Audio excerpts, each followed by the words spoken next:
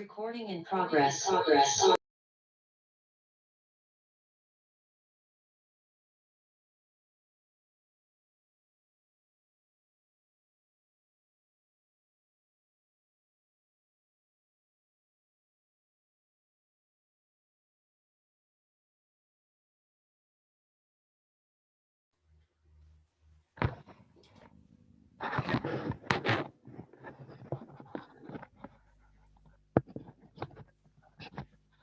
Buen día, ¿cómo están? Buen día, profe. Hola, profe, buen día. Buen día, profe. Vamos a empezar entonces. Capítulo nuevo, chicos. Vamos a empezar entonces con neurofisiología. Neurofisiología, la clase de hoy. Vamos a empezar con la unidad funcional, que es justamente la función de la neurona. En realidad, muchas de las cosas que vamos a hablar hoy, ustedes ya la conocen, y tiene que ver con los primeros temas, cómo funcionaba una célula excitable. Si ustedes se acuerdan, decíamos de que una célula excitable podía ser en realidad cualquier célula, pero algunas eran más excitables que otras, donde se podían estudiar estos fenómenos, como por ejemplo la célula del sistema nervioso o bien la célula muscular. Así que, como les digo, mucho de lo que vamos a hablar hoy ya se conoce, simplemente va a ser bueno que lo apliquemos en el marco de la función concretamente del sistema nervioso. Y con respecto al sistema nervioso, cuando uno comienza a analizar el tema, puede decirse que el sistema nervioso es otro gran comunicador, ¿no? Este comunicador, al igual que otros sistemas que ayudan a regular funciones vitales, no actúa solo, actúa en relación y con la ayuda de los otros sistemas, el sistema endocrino, el sistema inmunológico. Y básicamente, el sistema nervioso tiene la función de reunir información.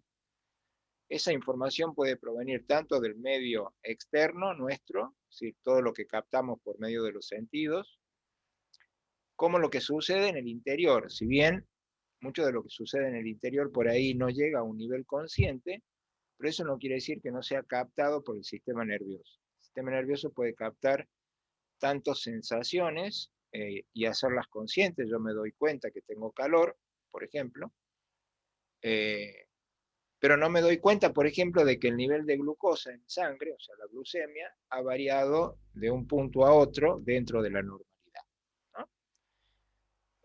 Así que tenemos información del medio externo, información de nuestro propio ser, del interior, y eso se analiza principalmente a nivel de los centros superiores, a nivel encefálico, aunque hay niveles de análisis que son más simples, como vamos a ver, hay niveles de jerarquía en el sistema nervioso.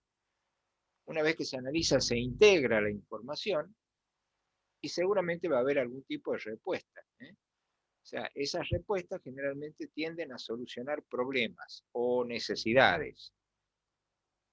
Como les decía, el sistema nervioso no trabaja solito, sino que necesita de los otros sistemas de regulación, como ser el sistema endocrino, dijimos, el sistema inmunológico, y gracias a ellos y a la conjunción de las tareas de los tres sistemas principalmente, es que se mantiene la homeostasis, tanto la interna con aquella que tiene que ver con el exterior, ¿no? O sea, con cómo hace el ser humano para modificar muchas veces el entorno en base a una necesidad propia, ¿no? Ejemplo, si a mí me hace calor, mi organismo tiene mecanismos internos para tratar de paliar esa situación, como ser, por ejemplo, transpirar más, ¿no es cierto? O sea, que el calor interno se vaya por evaporación. Pero también tengo la posibilidad de cambiarme del lugar donde estoy a un lugar más fresco. Entonces eso también tiene que ver con el medio externo, ¿no? Así que bueno, de todo esto vamos a hablar en las próximas clases. Vamos a empezar, como dijimos, con la neurona, que es la unidad funcional del sistema nervioso, y como ustedes van a ver después, ustedes pueden aplicar en miniatura las acciones del sistema nervioso en general, aplicarlas a una neurona. En el capítulo 46 y del 46 en adelante vamos a encontrar todos estos temas.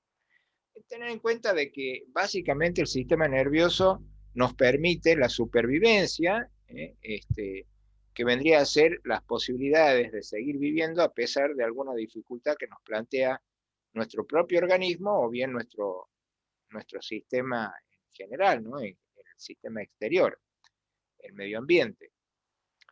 Y a esto le vamos a agregar que en nuestro organismo el sistema nervioso también nos ayuda a mejorar una situación que no tiene que ver directamente con la supervivencia, pero sí tiene que ver con el mejor estar, con el mejor vivir, con pasarla mejor, ¿no?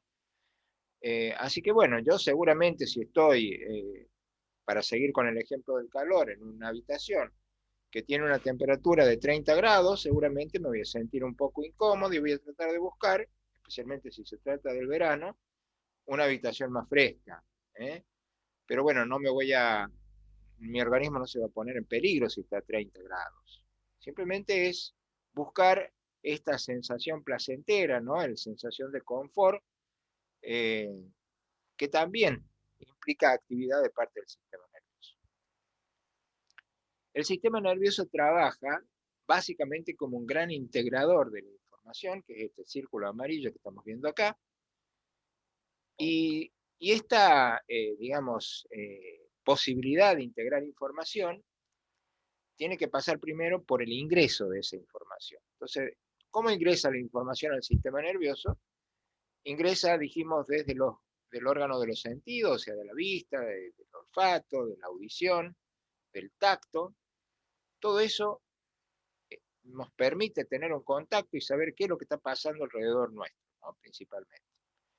Ahora, esta información que ingresa a través de los órganos de los sentidos tiene que filtrarse, o sea, no ingresa el 100% de información. Si yo, para darles un ejemplo, estoy mirando en este momento todo lo que hay alrededor de la pantalla a través de la cual estoy dando la clase, seguramente eso va a ocupar un espacio informativo y a la vez va a gastar una cierta cantidad de energía que es en realidad innecesaria para el fin que yo persigo en este momento, que es dar la clase, ¿se entiende? Entonces, a fines de evitar que se recargue en mi propio sistema, es que el sistema nervioso tiene un filtro para todo lo que ingresa a través de los sentidos.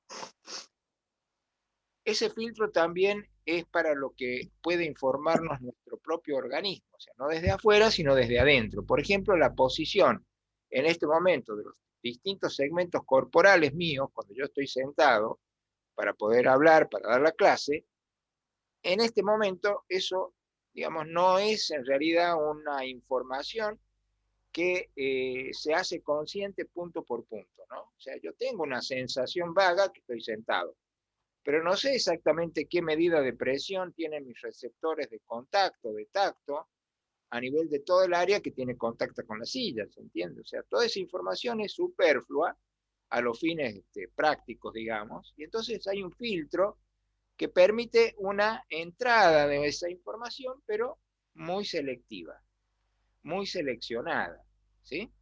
Y así también del medio interno, o sea, de cuáles son las variables, por ejemplo, de sodio, de potasio, el pH. Yo en este momento no sé qué pH tengo. Supongo que debe ser un pH normal, ¿no es cierto? El nivel de sodio estará dentro de ese rango que nosotros conocemos como normal. Así que permanentemente también hay un filtro respecto de esa información. Todo esto es importante a los fines de que nosotros podamos dar cabida a lo necesario y que nuestro propio sistema nervioso no se sature. Y eso tiene que ver muchísimo con la patología, ¿no? Ustedes seguramente habrán escuchado hablar de un síndrome, que es un síndrome de incendio,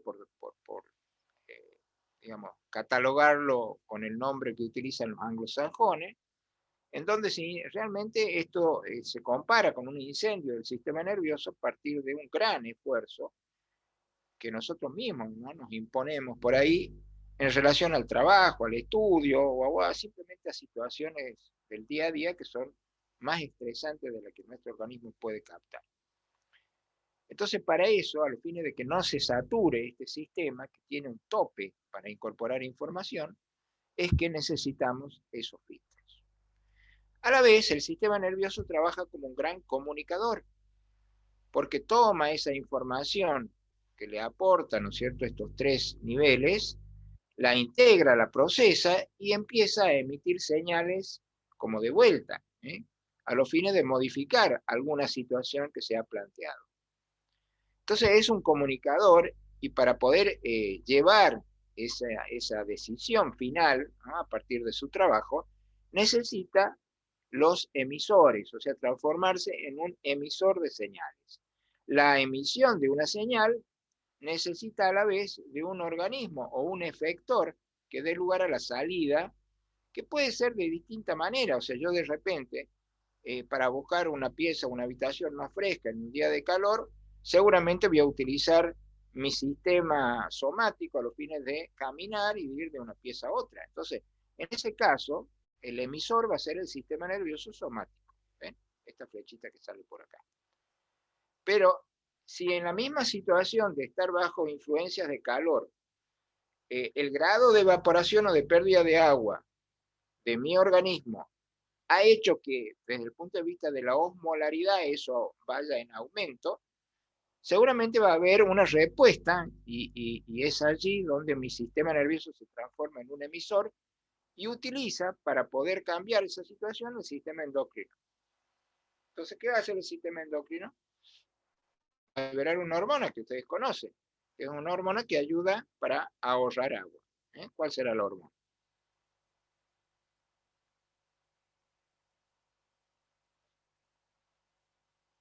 Silencio en el aula.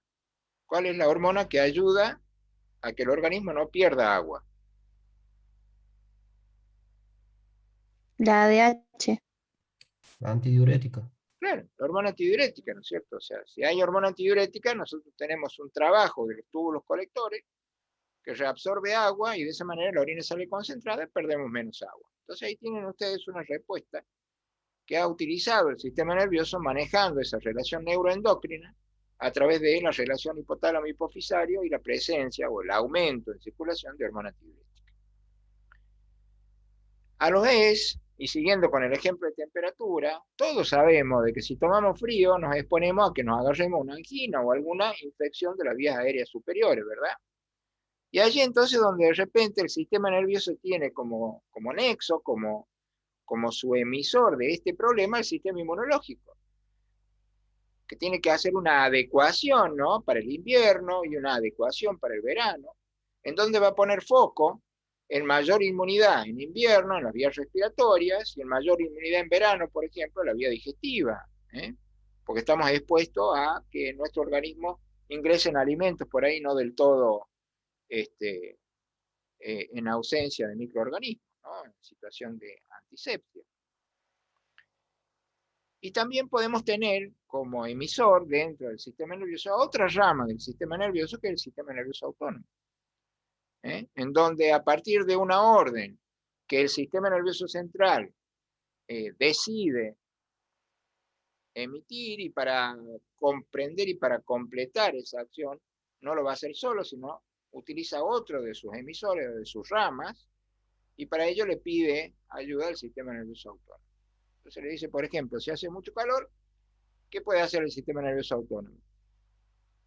Implementar un mecanismo en el organismo de refrigeración que tiene que ver con un sistema glandular. Y ese sistema glandular está inervado, está manejado por el sistema nervioso autónomo.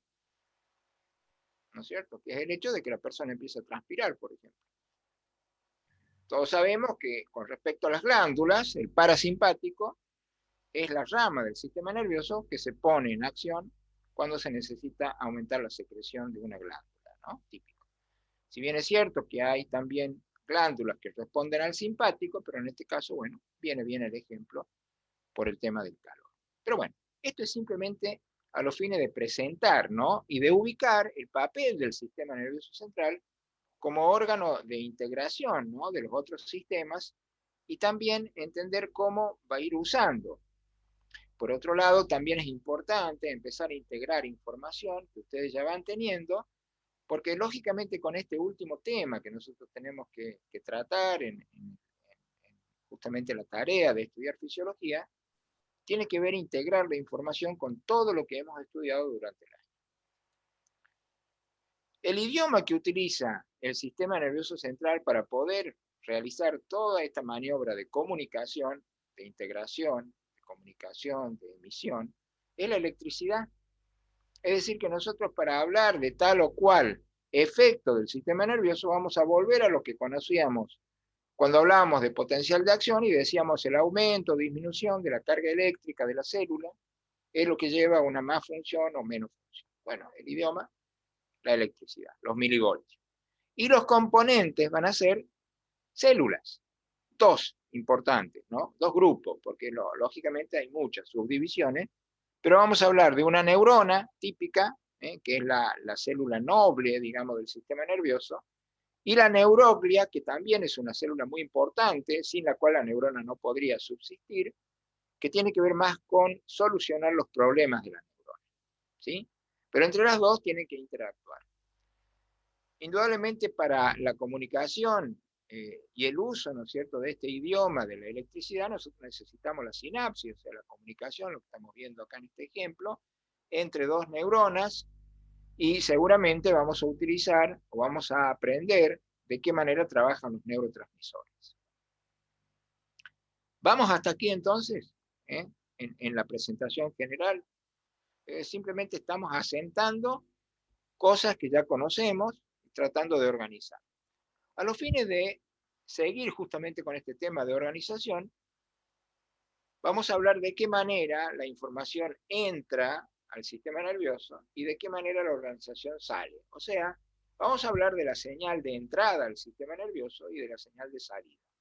Para hablar de la señal de entrada al sistema nervioso, nos tenemos que ubicar en un esquema que permite tener una visión desde afuera, si se quiere, de todo este sistema. Desde el inicio, ustedes saben de que el inicio de la información, el inicio de la entrada de la información necesita indudablemente de un estímulo, como el que estamos viendo en el ejemplo, el dolor o el frío, y de un receptor que capte ese estímulo. Ese receptor, en este caso, es un receptor de temperatura o terminaciones nerviosas libres, que se encuentra a nivel superficial, porque es allí donde va a contactar el agente agresor, si es un agente externo, para el caso del dolor, o bien la temperatura para el caso del frío. Así que el estímulo es fundamental, el estímulo tiene que hacer un impacto sobre el receptor, y desde ese primer impacto, o esa primera señal, va a surgir una señal eléctrica, porque de aquí en más ya la información va a ser llevada desde el punto de vista eléctrico a través de una célula que contacta con otra célula y se hace común, ¿no?, en lo que es una vía sensitiva, que es la que estamos viendo acá, con una dirección hacia un centro de integración central, tendría que ser algún punto del sistema nervioso central. Por lo general, la información sensitiva, eso ustedes lo saben bien, ingresa en la médula espinal a través de las ramas posteriores de la sustancia gris medular. Entonces, eso sería la vía sensitiva.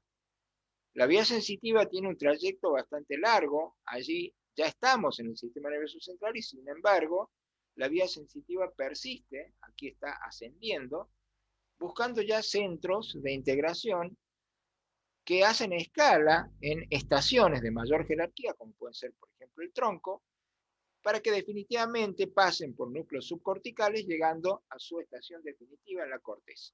Y es allí donde termina generalmente la vía sensitiva, en un área específica, que es el área de la corteza sensitiva. Entonces, allí existe un trabajo de integración de distintas zonas de la corteza cerebral, integración también con núcleos subcorticales, y de todo ese ir y venir de información surge el tema de lo que queda, ¿no?, del análisis. O sea, después de que este centro de integración ha trabajado, ya hay una respuesta que puede ser emitida. Sin embargo, con lo que respecta a la organización, la señal de entrada es esta. es el estímulo, el receptor, la vía sensitiva y la llegada a el centro de integración. Y en esta diapositiva vemos ya la búsqueda de la señal de salida, la vía motora. O sea, también tenemos un área cortical que se ocupa principalmente de esta señal de salida, que es el área motora, que se nutre generalmente del área sensitiva que vimos recién. O sea, ahí se integra la información para buscar ya la salida. Nuevamente, la integración sigue en el trabajo de la comunicación entre la corteza motora y los núcleos subcorticales. Entonces, todo este grupo de músculos, que entre otros incluyen los núcleos basales, putamen, globo pálido, mismo tálamo, ¿no es cierto? Integra la información con la corteza y busca una señal más purificada para salir. Y acá vemos otras, son importantes, de menor jerarquía, pero de una gran importancia de integración, que es el área del tronco, que incluye mesencéfalo, protuberancia, bulbo, y acá es donde también se integra, aparte de integrarse con corteza, con núcleos subcorticales, con otro órgano muy importante que es el cerebelo, ¿no es cierto?, en la fosa posterior. Y ya cuando todo esto se ha analizado, se han sumado, se han restado intensidades de integración, es que la señal de salida está lista para salir. Entonces, esa gran heterogeneidad de participantes posibilita una serie de respuestas o señal de salidas muy diferentes. Puede haber una respuesta automática, en donde simplemente vamos a necesitar que se accione un reflejo, en donde prácticamente nosotros como entes pensantes no participamos, sí nuestro sistema nervioso, pero a un nivel inclusive automático o inconsciente, ¿no es cierto? La ejecución de una idea ya es una elaboración diferente, o sea, a mí se me ocurre cambiar de habitación para estar más fresco. Hay todo un proceso ahí. El patrón motor de la memoria. ¿Por qué quiero esto? Porque yo sé que en una habitación diferente, que en este momento no le está pegando el sol en la casa, está más fresco. Entonces para eso necesito la memoria. ¿Se dan cuenta? Ahí integro con núcleos, con centros de la memoria. Mantener el tono y la postura. Para hacerlo yo necesito indudablemente cambiar mi postura de sentado a caminar y después volverme a sentar en otro lado. Y la función visceral, porque seguramente en el trayecto algo va a cambiar respecto de lo que está sucediendo a nivel de cualquier víscera. Y ustedes pueden tomar como ejemplo una víscera del aparato digestivo, en donde va a haber mayor movimiento, mayor secreción o menor secreción de sustancias en el intestino, en relación a lo que ocurre afuera, en relación al calor, en relación al cambio de postura. Puede haber mayor llegada inclusive por una posición de orina desde el riñón a la vejiga, y entonces va a tener que haber un mecanismo de adaptabilidad para no generar una presión que sea incómoda en la vejiga a esa cantidad de orina. Miren la cantidad de cosas que van cambiando y que a uno ni se le ocurre, ¿no? Que está sucediendo eso en el momento que uno hace o realiza algo tan simple como ir de una habitación a otra. Pero bueno, todo esto son salidas, son señales de salidas. Una secreción glandular, dijimos, por ahí si paso cerca de la cocina y están cocinando algo rico, inmediatamente ¿qué va a pasar? Secreción salival, porque uno asocia, ¿no es cierto?, con algo rico y enseguida hay mayor secreción salival. El equilibrio, si tengo que pasar de un lugar a otro, lógicamente tengo que caminar, y para caminar, ustedes saben que los pacientes que tienen alterado el centro del equilibrio les cuesta muchísimo caminar. Y una de las principales consecuencias del paciente que tiene trastorno del equilibrio es que se va a caer. Así que, fundamental, una señal de salida que integre el equilibrio, que participa, entre otras cosas, el cerebelo y algunos otros núcleos, como por ejemplo el aparato vestibular. La coordinación del movimiento, nuevamente, tiene que haber realmente un grado de coordinación entre músculos agonistas y antagonistas para que yo pueda realizar este cambio de situación para lograr mayor comodidad, trasladándome. Y esto podemos seguir hablando, y lo vamos a hablar más en detalle cuando hablemos de la función o el aporte de cada uno de estos núcleos subcorticales a una función determinada. Pero ahí la estamos viendo, a la salida, cómo se va organizando, y donde generalmente ustedes ven acá que la salida va a ir a través de la médula espinal, el asta anterior, desde donde nace la vía, ¿no? Ya de salida de la última neurona, esa neurona que nosotros la llamamos en anatomía, yo supongo que ustedes también allí la han estudiado como tal, a la neurona periférica o a la segunda neurona motora de la vía motora. Bueno, así entonces presentamos la señal de salida. Salida entre comillas, desde el sistema nervioso central hacia diferentes ejecutores o emisores. ¿Sí? Entonces está clarito cómo entra la información, la señal de entrada y cómo es la señal de salida de esa respuesta elaborada por todos estos centros de integración. Hasta aquí vamos. Sí, profe. Sí, profe. Muy bien. Entonces, si esta presentación general la tenemos, vamos a ir al análisis de la neurona. Y la neurona, bueno, ustedes también ya la conocen, ¿cierto? La neurona tiene una zona en donde generalmente se recepta información, que son las dendritas, el cuerpo, que es el centro de donde se integra la información que traen justamente las dendritas, donde se elabora una respuesta, donde empiezan a hacer una respuesta por parte de la célula, de la neurona, y esa respuesta es vehiculizada después generalmente por una corriente eléctrica o por medio de neurotransmisores químicos, a lo largo de este cilindro eje o axón, que tiene un pie terminal que generalmente hace contacto con otras neuronas de relevo de segundo orden. Entre una neurona y la otra va a haber un espacio en donde la información pasa, ese espacio es la sinapsis. Generalmente vamos a ver distintos tipos de neuronas, las vamos a ir aprendiendo a conocer a medida que veamos cada parte del sistema nervioso cómo funciona, pero se puede decir de que ustedes tomando cualquier neurona de cualquier parte del organismo cumplen con ese precepto de tener un lugar por donde entra la información, que en este caso, en esta dendrita encefálica, que es una célula típica del encéfalo, se trata de la dendrita, que es el lugar de ingreso de la información, que vendría a ser un poco el análogo a la vía sensitiva, ¿no es cierto?, al receptor y a la vía sensitiva de todo el sistema nervioso. El soma sería el centro de integración, o el sistema nervioso central, haciendo la comparación con todo el sistema nervioso. Y la vía de salida sería este axón, que lleva la información ya hacia afuera. Entonces tenemos dendritas, tenemos soma, tenemos el axón con el pie terminal. Si bien vamos a tener distintos tipos de neuronas, en donde en algunas, por ejemplo, vamos a tener menos cantidad de dendritas, o directamente vamos a tener un soma y desde el soma el axón, porque va a haber distintas funcionalidades que cumplir, por eso también distintos tipos, ¿no?, de neuronas. Y a esto le tenemos que sumar la otra célula, la célula de la neuroglia, que es en realidad el apoyo logístico de la neurona, que le va a solucionar la mayoría de los problemas a la neurona para que la neurona se pueda dedicar a lo que ella tiene que hacer principalmente, que es la tarea de comunicar. Entonces, esta neuroglia nosotros la vamos a conceptuar como un asistente, ¿no?, como el asistente perfecto de la neurona, que es la célula noble. Distintos tipos de neuronas, ya dijimos, una neurona que tiene un solo polo, por eso se llama unipolar, una neurona que tiene dos polos, bipolar.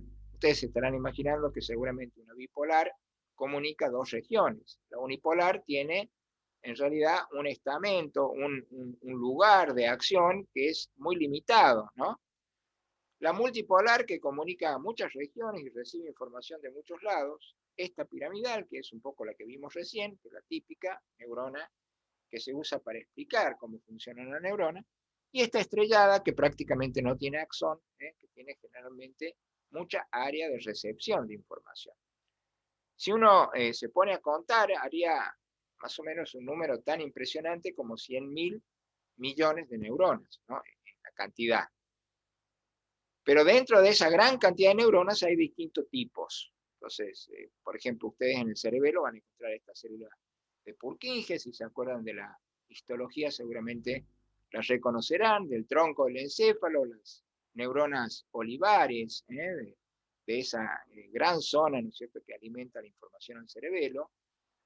neuronas talámicas que tienen muchísimo que ver con la vía sensitiva, neuronas de los núcleos basales o los núcleos grises, del globo pálido, del putamen, en fin, de toda la cantidad de núcleos que integran información principalmente motora, pero como vamos a ver, se complica cada vez más de acuerdo a cómo la medicina va entendiendo, ¿no?, nuevas funciones de estos núcleos.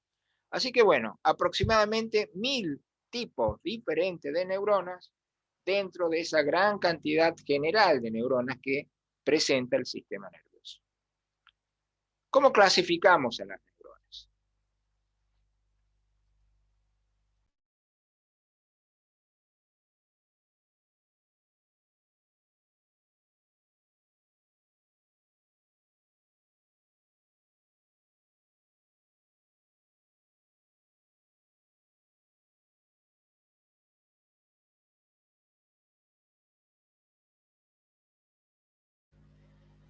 Hay distintas clasificaciones de las neuronas.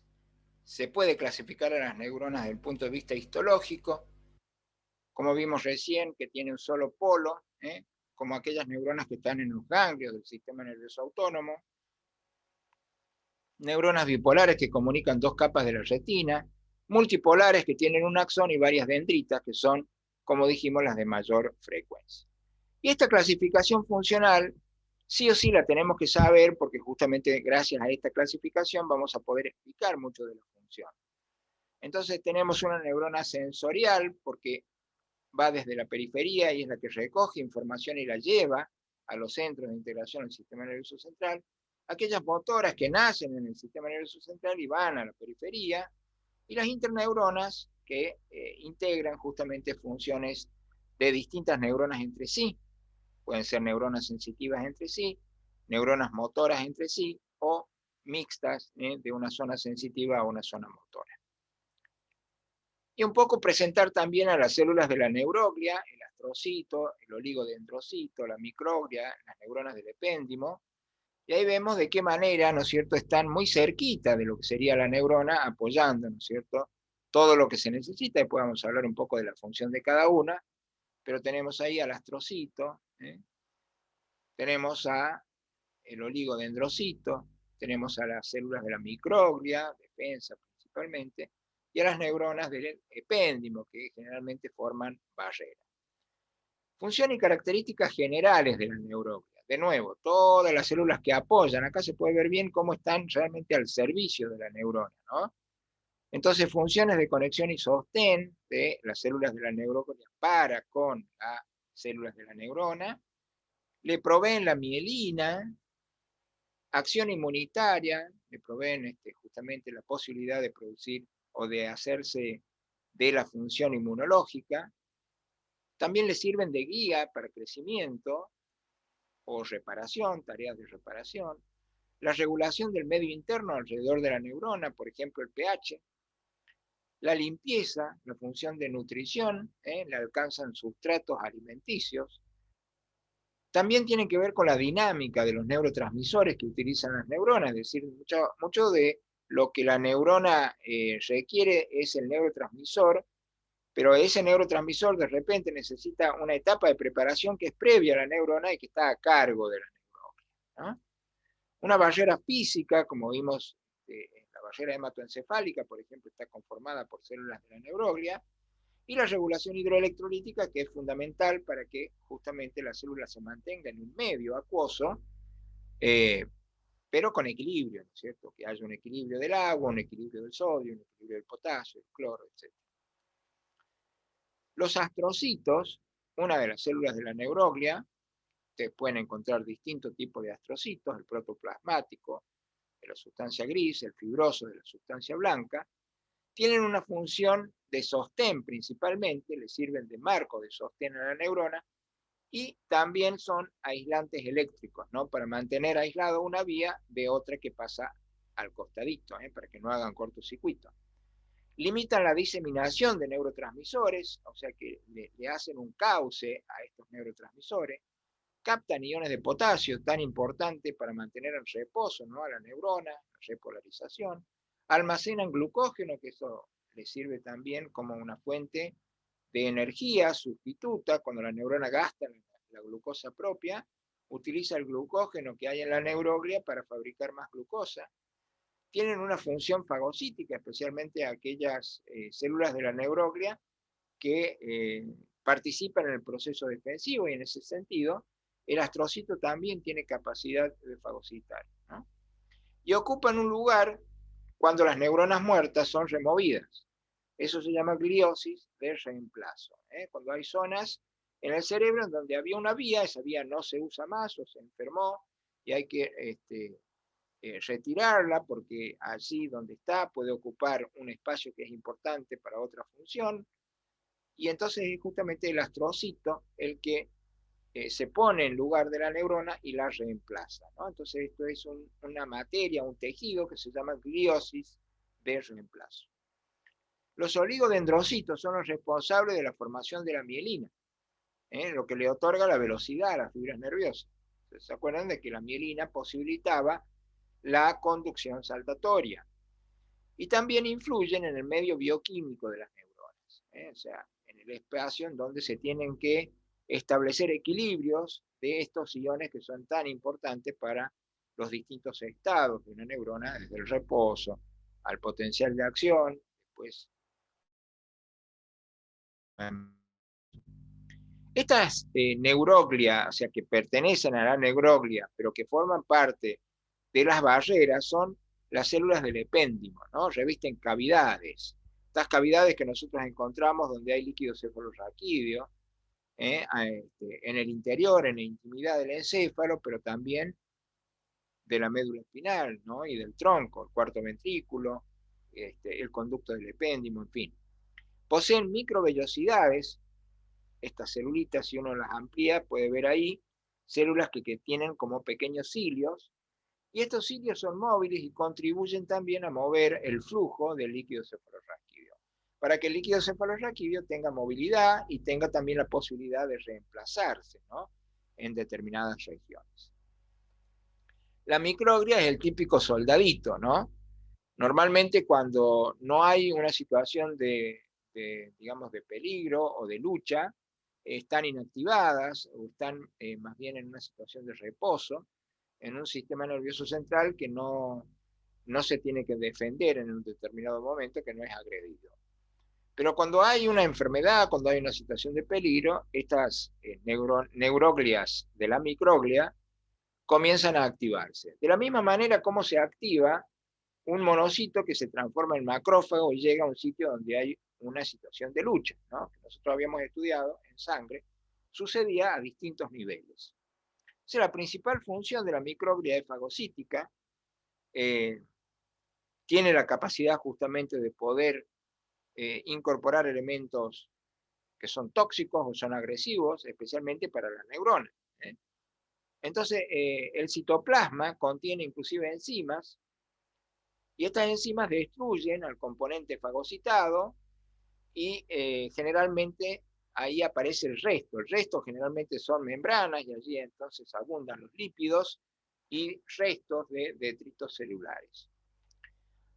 Y aquí hay que hablar un poquito de que muchas veces las células de la microglia están emparentadas con los monocitos que llegan desde la médula ósea, o sea que el aporte de una célula futura que va a ser una microglia por ahí viene desde la circulación, ¿no?, siendo primero monocitos, después pasando ya al tejido del sistema nervioso y adquiriendo toda esta categoría y esta especialidad que la transforma en un macrófago exclusivo del sistema nervioso central, que de aquí en más vamos a llamar microglia.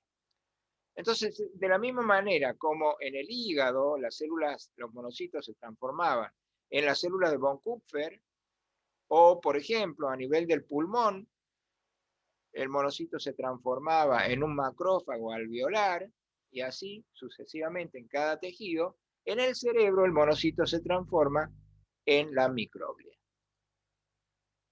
Dos palabras con la sinapsis, con respecto a la sinapsis, y entonces necesitamos un concepto que permita que todos utilicemos la misma idea, ¿no es cierto? Entonces decimos que es el espacio de comunicación, facilitación, eso tiene que ver con mejorar, ¿no?, una transmisión. Inhibición, que quiere decir ir en contra de una transmisión, de 2 o más territorios.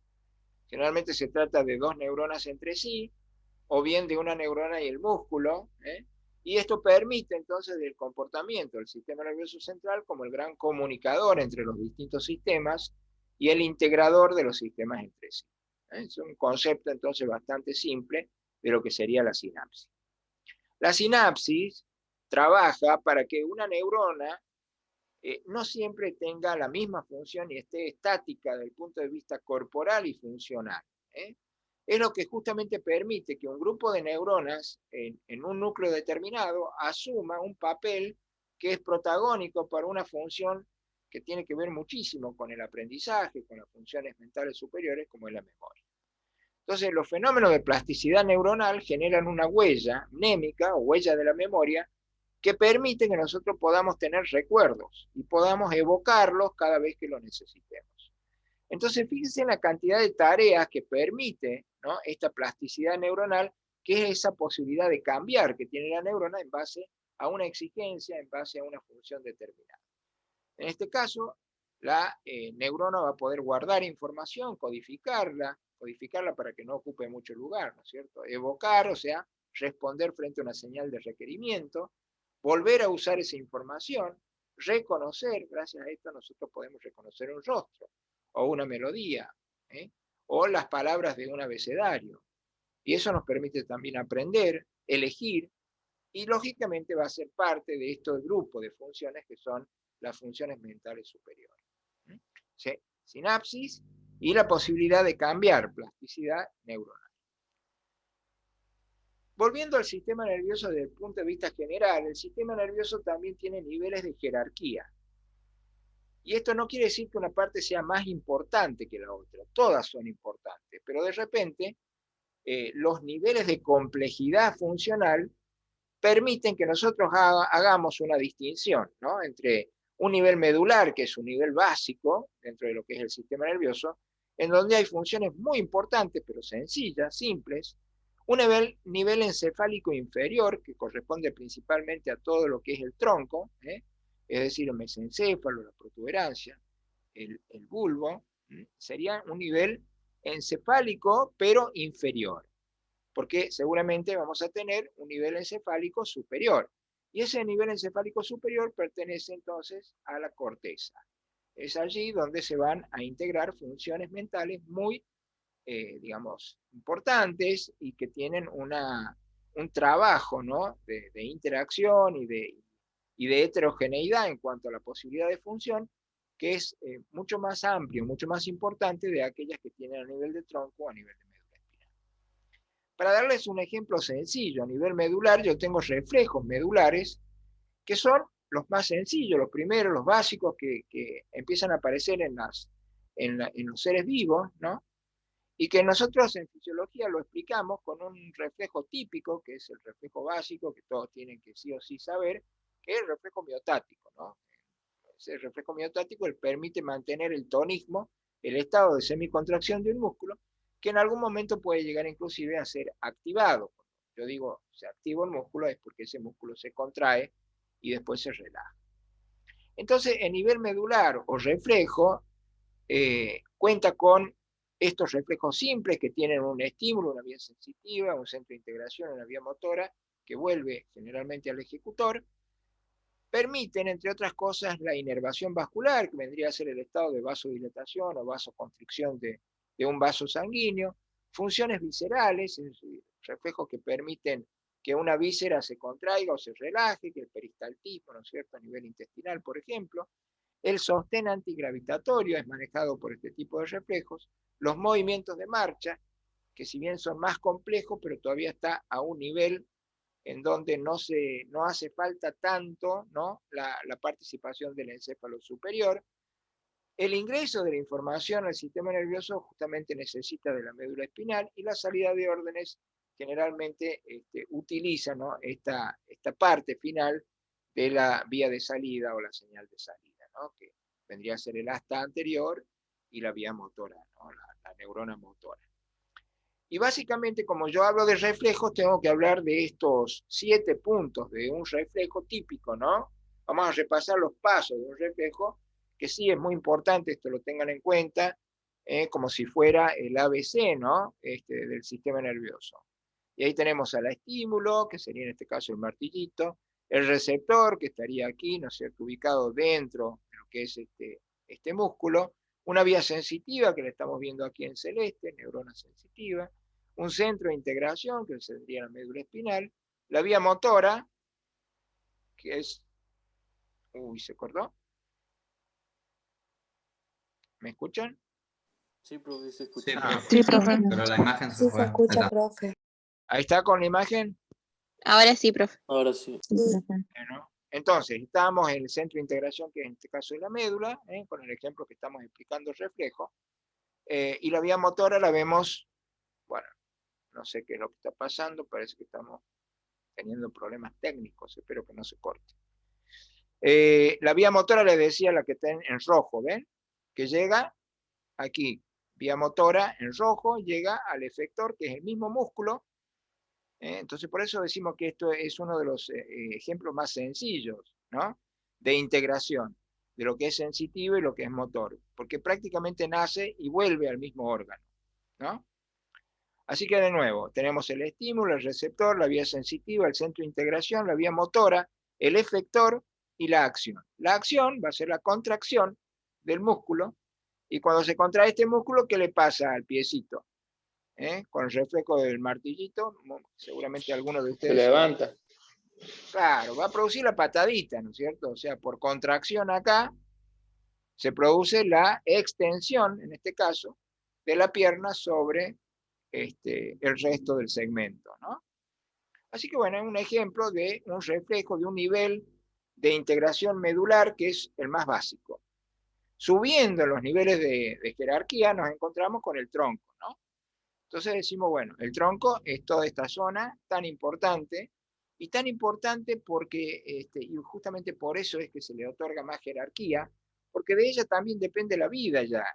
De repente una persona que tiene una lesión medular puede sobrevivir, pero una persona que tiene una lesión del tronco difícilmente pueda sobrevivir. Y esto es porque, si bien este es un nivel inconsciente todavía, aquí hay centros tan importantes como aquel que ustedes estudiaron en el respiratorio, que está a nivel vulvar, y que es el centro que controla la respiración. Que cuando ustedes se duermen les permite seguir respirando, ¿no es cierto? Núcleo dorsal, núcleo ventral, neumotáxico, apnéutico, etcétera, etcétera. El control hemodinámico también está a este nivel con el centro vasomotor, que es justamente, entre otras cosas, el que integra el reflejo de los vasoreceptores para mantener la presión. Profe, Sí. Disculpe, seguimos viendo la diapo de nivel medular. No sé si la cambió. Sí, ya estoy en tronco ya. A ver, esperen un poquito. Se sigue viendo la de nivel medular, por eso le pregunto.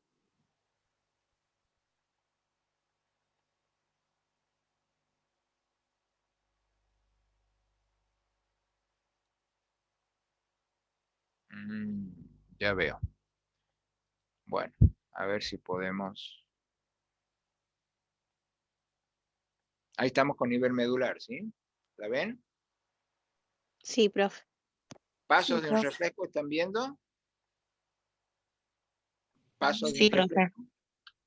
Bien, ahí estaría tronco. Profe, bien? yo sigo viendo la de nivel No se medular. ve. Se No se sigue ve. viendo la de nivel medular. A ver,